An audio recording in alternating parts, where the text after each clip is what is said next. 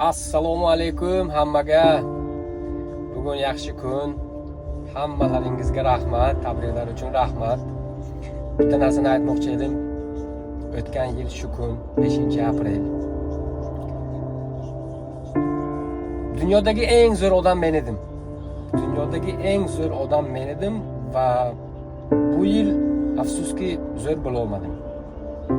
Nima deganda siz zo'r edingiz degan savolga o'tgan yil shu kun dadam rahmatli hayot edilar. Bu yil esa ota-onalarimiz bor paytlariga duolarini ko'proq olish kerak. Qadrlariga yetish kerak.